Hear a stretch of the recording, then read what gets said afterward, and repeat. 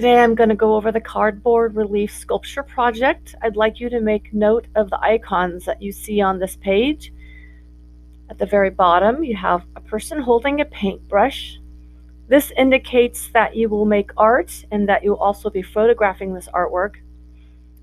The second icon is an eye. This indicates you will be viewing artwork for your project ideas and reading information on that page that corresponds with those photos. The third icon is a person looking down at their computer watching a video.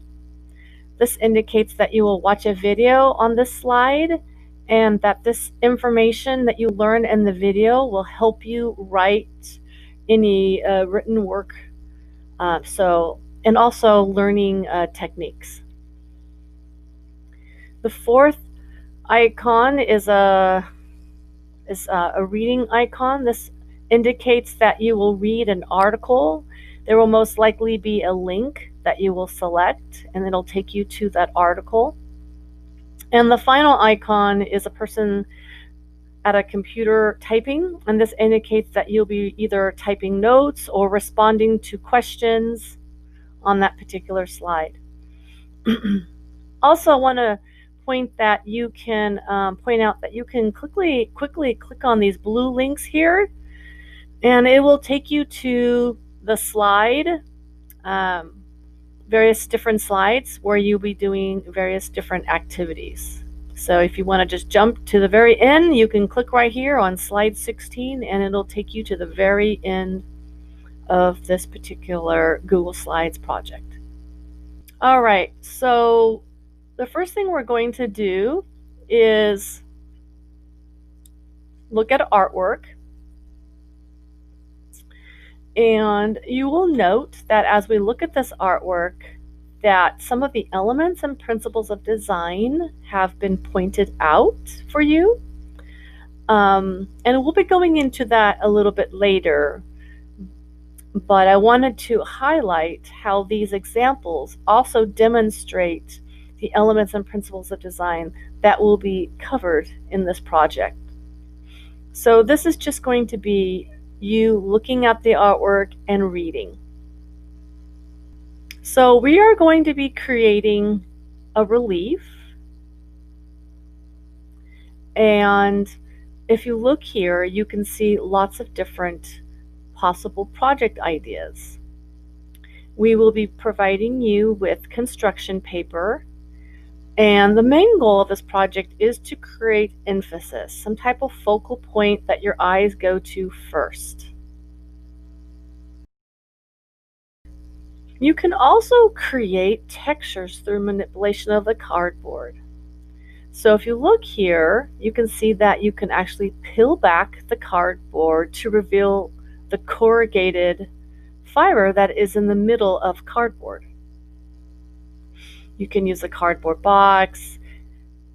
We will be providing you kits with some cardboard, and so you can definitely use that, and you can also add more cardboard to your project if you need it.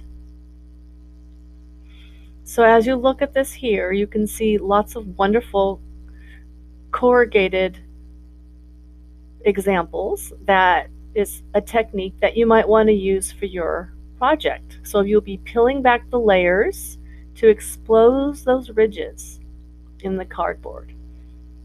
And it helps to create value tones and also pattern. You can see here that we have lots of wonderful organic shapes.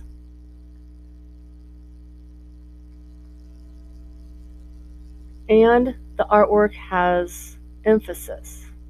Here where the eye is, or in the dark area of the face, or where the rose is, creating emphasis. And we also have asymmetrical balance, with the rose being to the right.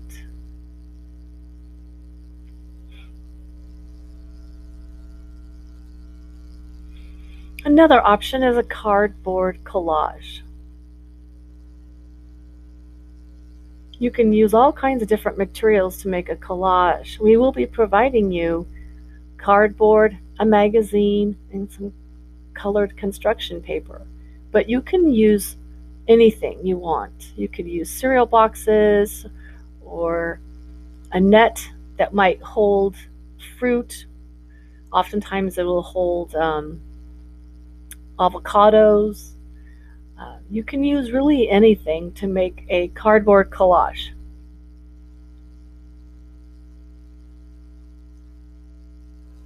Here are some more examples that also use paint. So if you have some paint, acrylic paint, tempera, or if you have markers or black markers, you can incorporate that also into your artwork.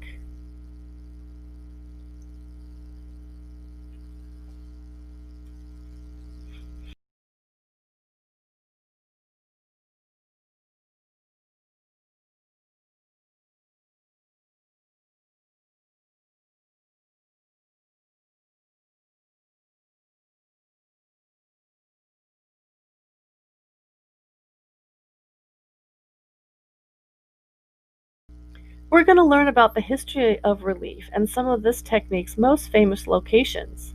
So, what is a relief? A relief is a sculptural technique where the sculpted elements remain attached to a solid background of the same material. The term relief is from the Latin verb relievo, to raise. To create a sculpture in relief is to give the impression that the sculpted material has been raised above the background plane. One of the most famous reliefs is the Parthenon frieze, as indicated in these photos here. This runs along a continuous line around the exterior wall of the cella. It's about 1 meter high and about 160 meters long. The sculptures are executed in low relief and depict the people of Athens in two processions that begin at the southwest corner and parade in the opposite directions until they converge over the door of the cella at the east end of the Parthenon. Almost certainly, it represents a procession that was a central celebration in Athens during classical times. So the Parthenon is located in Greece, in the city of Athens. We're also going to study an artist named Mark Langen. He's a corrugated artist and he uses cardboard. So you're going to click on this link here and it's going to take you to a web page. I want you to explore this web page and then answer these questions. Also in the bottom right-hand corner, I'd like you to place artwork here, and this should be your favorite piece that he creates. All right, here's a list of all the materials that you're going to be using. On the left, we have a more extensive explanation of various materials that you can use. On the right, we have a box here that explains the tools that the school will provide you. The school will provide a kit with these items: glue, warm, cool, or neutral tone construction paper. And we will also give you some white and black construction paper. We will give you a 4x4 piece of cardboard, and this is labeled practice bottom. This 4x4 piece of cardboard will be where you will do a practice, and the directions for that is on slide 13. We will also give you a 12x12 bottom piece, that is what it's labeled, and this is where you will build the surface for your final project. You will build it upon this 12x12 piece of cardboard. We will also give you multiple pieces of cardboard, and you can always use more if you need it. So if you have any boxes or any recycle laying around your house, you can pull that into it if you need more. And we will also give you one magazine. We do not give you scissors because we believe that most common households have their own scissors at home. So we will not provide you scissors, but if you absolutely need a pair, let us know and we will give you one. Okay, so I'm going to get out of presentation mode for this because there's a couple things I want to point out to you. Let's look at the project criteria. You will create either an abstract design or a realistic design, and you will pick one. So if you look at slides 9, you can see some ideas right here. Okay, so on the left we have abstract, and on the right we have realistic designs. You will select one of the two. Okay, so let's look at the criteria for this project. You will need to create a focal point. A focal point is where your eyes travel first. This is the emphasis. And you will also need to determine a type of balance that you want to use within your artwork. And by default, you will be using a lot of value and shapes as well. And these are some of the elements of art that you will be applying to this project.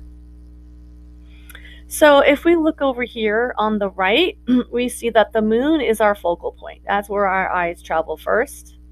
Okay. And anything that is a cutout will be a flat shape. And by default, because you're going to be layering and there's going to be shadows created, you're going to be creating value tones. Value tones go from light to dark. When thinking about your layers and how they will come together to represent the design, use a pencil to draw on cardboard and paper. This will help you to plan what you need to cut out from the cardboard and other materials. So draw your cutouts first before you make any cuts. Make a cardboard base layer first. Okay, so you're going to be given one already, so you don't have to worry about actually making it. This is what you're going to be pasting your pieces to. Also, don't connect everything until you're happy with how it looks.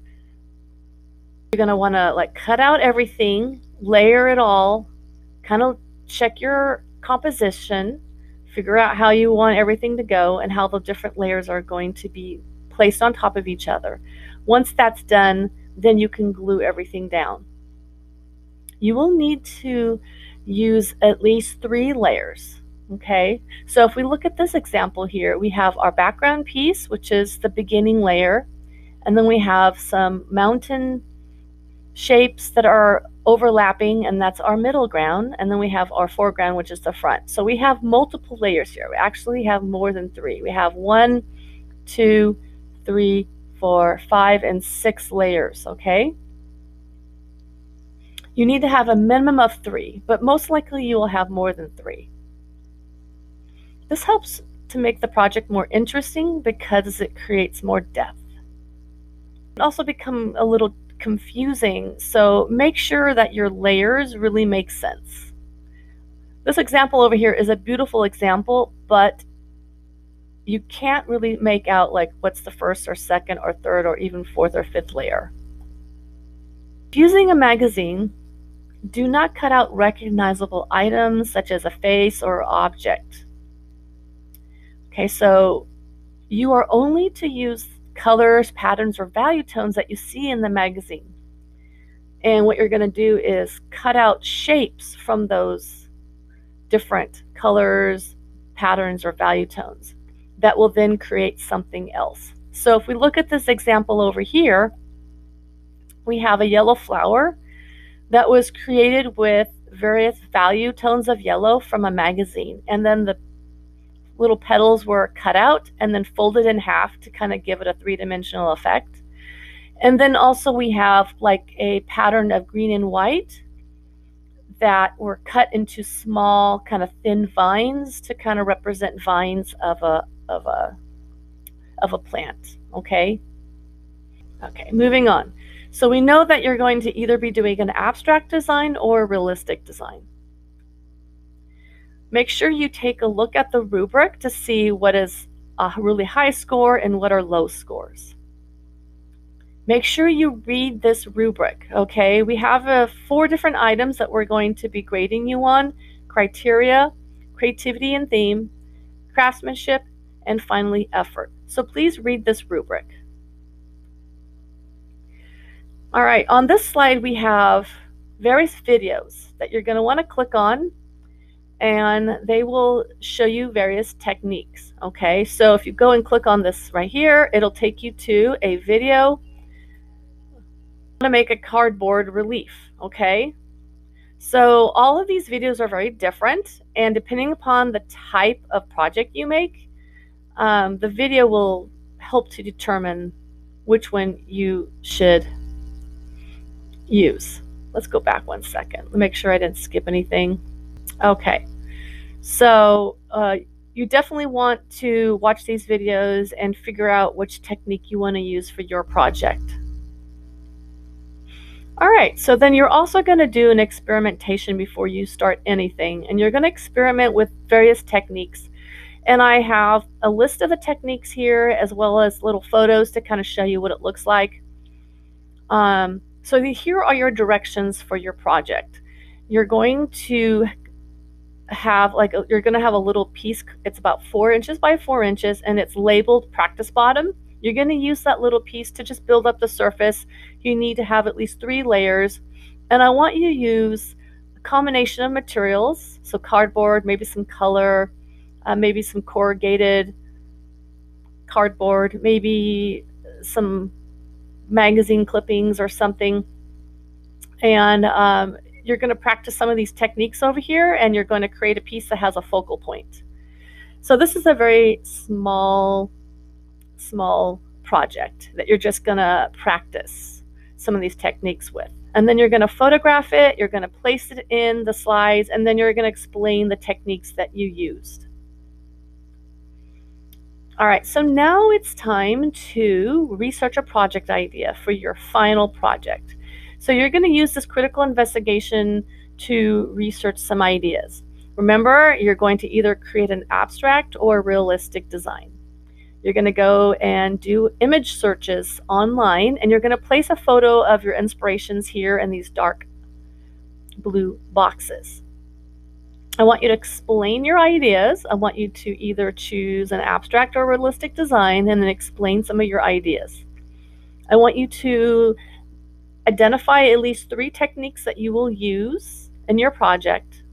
And then I want you to explain how you might use focal point, shape, value, and the type of balance for your project. Will your project be asymmetrical, symmetrical, or will you use radial balance? Then I want you to tell me the type of tools you will be using and all the materials to help you create this project.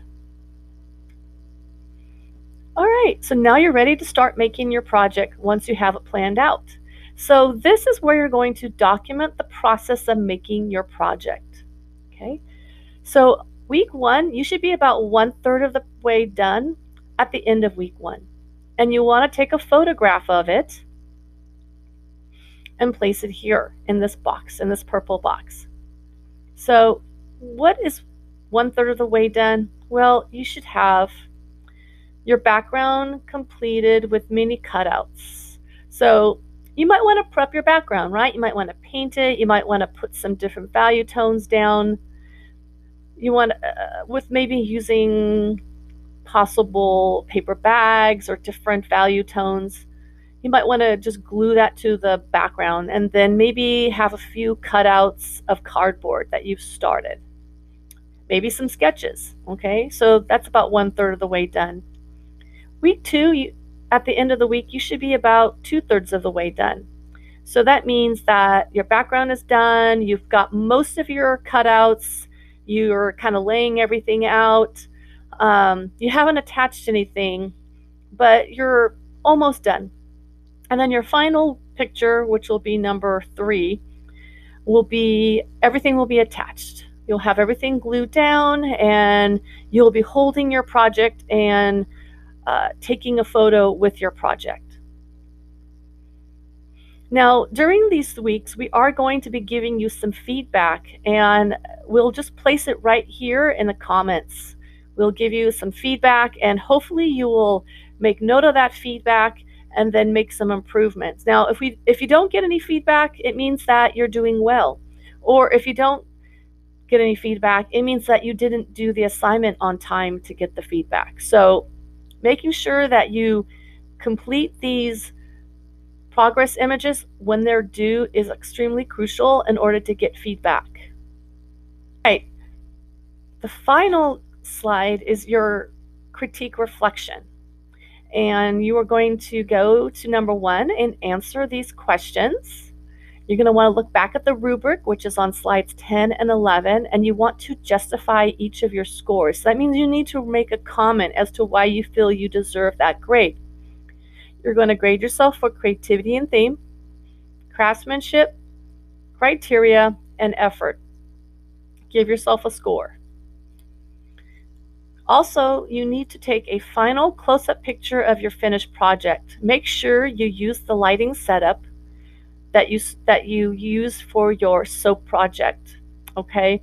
So at the beginning of the year, we did an assignment where we set up our lighting for our projects, and you did a little test shot, and then you use that same lighting with your soap project. Well, you're going to use that same lighting setup for your cardboard relief project as well.